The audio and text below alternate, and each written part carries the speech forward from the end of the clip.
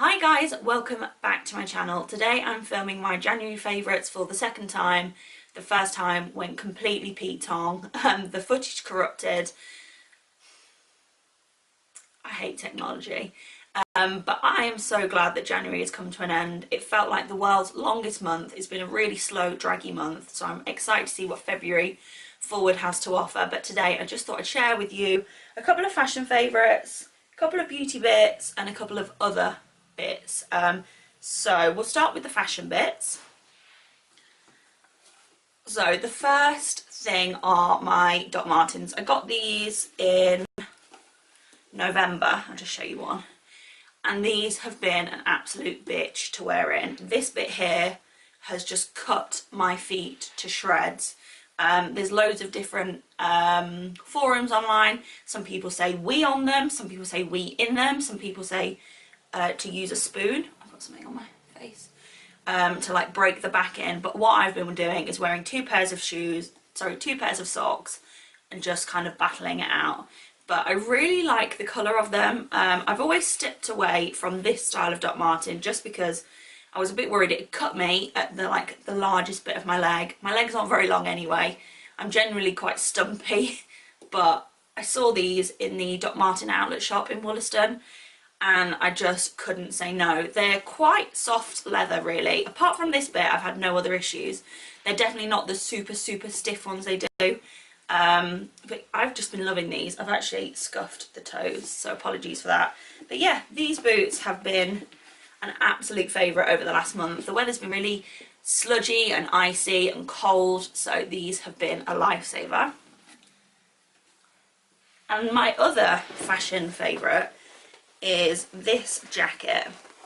So I picked this up in Primark for £10 and it's this oversized fur-lined denim jacket, and then on the shoulders it has this really beautiful embroidery, and on the back it has the same again.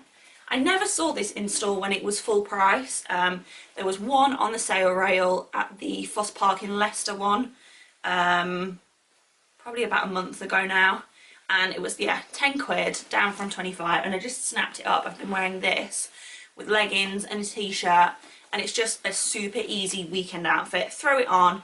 It's obviously like furry inside, and it's so cozy. The only thing is the arms aren't lined, so your arms get a bit cold, so make sure you wear a long sleeve. But if you can see this in Primark anywhere, I'd say snap it up. It's become an absolute staple in my wardrobe over the last few weeks. I love it. Although Chris thinks it is the rankest thing I've ever bought. Another item I've been loving is this semi-offensive skinny dip case. So this just says fuck it, and this is my new motto for the year. As long as I have put my absolute best into anything I'm doing, if it goes wrong or doesn't go to plan, then fuck it, it doesn't matter. So just a little reminder daily for me. The only thing about it is because it's shiny, it shows up all my smeary fingerprints. The dog gets his nose on it, it leaves a mark. But I just love it. I just think it's quite a nice contrast to my black iPhone as well. So yeah, that's another little gem. I'm really sorry actually, I've got the window there if it's like blinding you. Okay, next we've got a couple of beauty bits and then a couple of lifestyle-y things. So this month has been the month of Glossier for me. I have been loving, oh, wrong way, their priming moisturiser. It says buildable hydrating cream. This I picked up in a Glossier haul at the end of October, I think, when they very first launched in the UK. And I've only just finished up my other Kiehl's cream. So I've just started using this maybe 3.5 weeks ago. But as you can see, it's super light and it just blends into the skin really nicely. Doesn't have any major scent, but if you can just see, it just gives a slight glow, but super hydrates your skin. I absolutely love it. It just says, after cleansing, massage dollops of the cream into your face using upward strokes.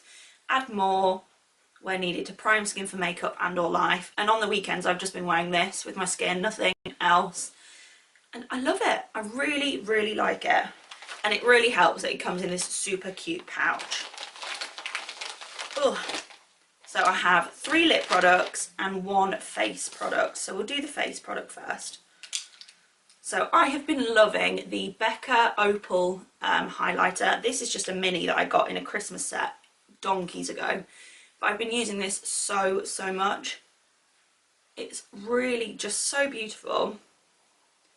And oh, I've got everything in my hands. I'm having a mare. Put them back in there. It's really just so beautiful. It's quite golden, but it's wearable with being that. It's not like a Fenty highlighter that, oh, what was it called? Trophy Wife? No. The really bright gold one anyway. This is like a really beautiful champagne-y gold, really wearable, lasts all day. This mini, I don't see me ever finishing it up. It's 2.4 grams and I'm nowhere near touching pan on it, so it will last me forever. But once I finish this, I'd definitely be interested in picking up a full size. Right, next one. My lips have been so dry. To be honest, my whole body is like lizard at the moment. The winter has just not treated me well. But I picked up this tiny little Clarins Instant Light Lip Comfort Oil in a Christmas set they were doing. And this is the shade Honey, but this is so nice. It doesn't feel gloppy, it just feels smooth. It's really hydrating, especially around the edges of my lips. That's where I find they get the most dry, and this is just perfect. It's been sticking in my pocket, wearing it every day this month, I'd say. I also got the same set for my mum, and she is loving this as well. She's off to buy the full size at the weekend, and I think I might be joining her.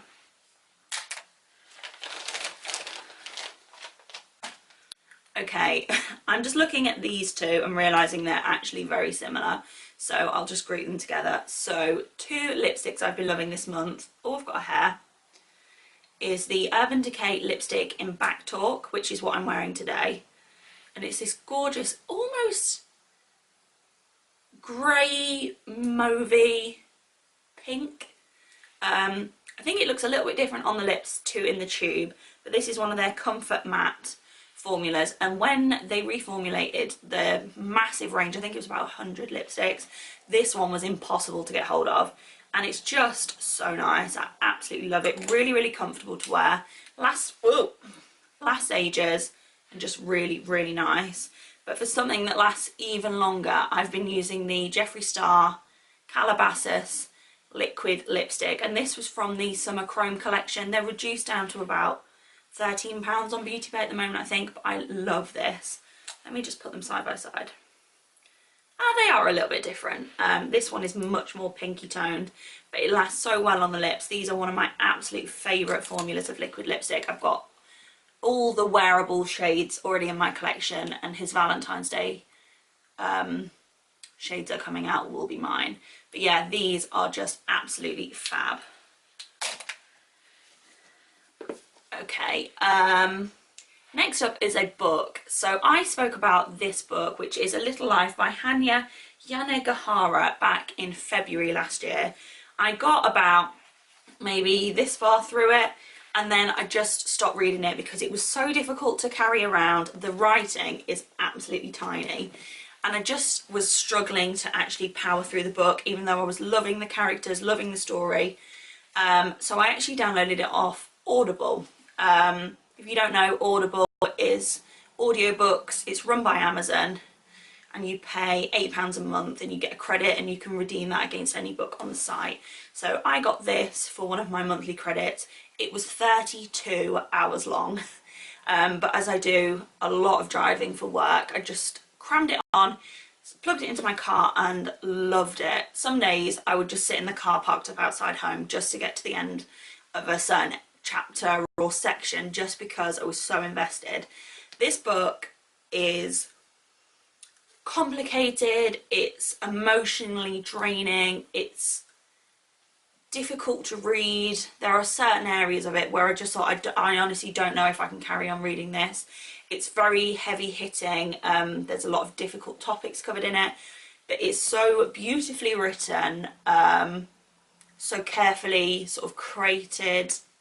I don't know if I would recommend this to people, but then I would also tell everyone to read it. It's one of those, I can't put my finger on it. It's Very, very difficult, but very, very beautiful. I think if you're of quite a delicate disposition, you might not like this. It's a story of 4 boys that met at university, and the tale of one boy in particular, Jude, as he grows older and reflects on all the awful things that happened to him when he was younger and how it affects him and his relationships moving forward. I don't know. I struggled quite a lot when I finished this book. I just wanted it, kind of wanted it to carry on. I don't know. It's one of those that's just knocked me for 6, and so beautiful. I definitely recommend having a look at the blurb online, maybe reading a few reviews, see what you think, see if it's going to be for you. But this has just absolutely blown all the other books I've read out of the water recently. Beautiful, absolutely beautiful. Another thing I've been doing this month is just reading. So I read A Little Life on Audible. I've also listened to The Girl with the Dragon Tattoo this month. I think that's about 16 hours. I read that years and years ago, but I've absolutely loved listening to that again. And my Kindle has had such a hammering. I finished 9 books in total over the course of January. Every night I've been snuggling down on the sofa and trying to read for at least half an hour. And I've just been loving it. I feel like it gives me that little bit of mental space that I need, especially if I had a really shitty day at work or everything's gone a bit wrong, the house is shithole. Some days all I need to do is just have half an hour to myself and I just feel instantly better. And along with that, something that's been helping me keep myself together is my bullet journal. I did a video on this first week of January, I think, which I'll make sure I link below, and then I did a follow-up blog post on stationery things you'd need to start a bullet journal, and I just love this. I started it back in October last year.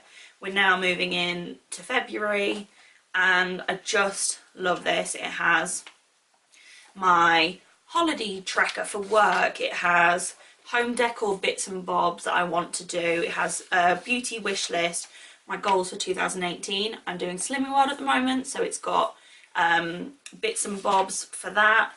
My weeklies, I've been putting like my lunch, my dinner, things like that, keeping a bit of a meal plan. What else have we got in here? We've got a Instagram and blog YouTube tracker. We've got my content pages. It's just everything that I had spread across about 5 notebooks is all in here, and I'm just the biggest fan of this system. I'm really glad I took the plunge into doing it. I always thought I'm not very creative, I can't do it, and it turns out I can, and it's amazing. So there we go. There was one other thing I wanted to talk about. The Greatest Showman. Oh my god, the most insane film I've watched. I've been twice this month. I have listened to the soundtrack every single day, and if you haven't been to the cinema to see it, what are you playing at? First and foremost, you have to go. It is fantastic. The character's amazing. Hugh Jackman, oh my god, I love him. I absolutely love him. I think he plays a fantastic part. Zac Efron is all the heart eyes emojis. He is beautiful. The singers are insane. You have to watch it, it's so good. So there we go, that is my month summed up in a few items. So I hope you had a really good January. I hope it lasted longer than mine feels like it did, and I will see you again next month.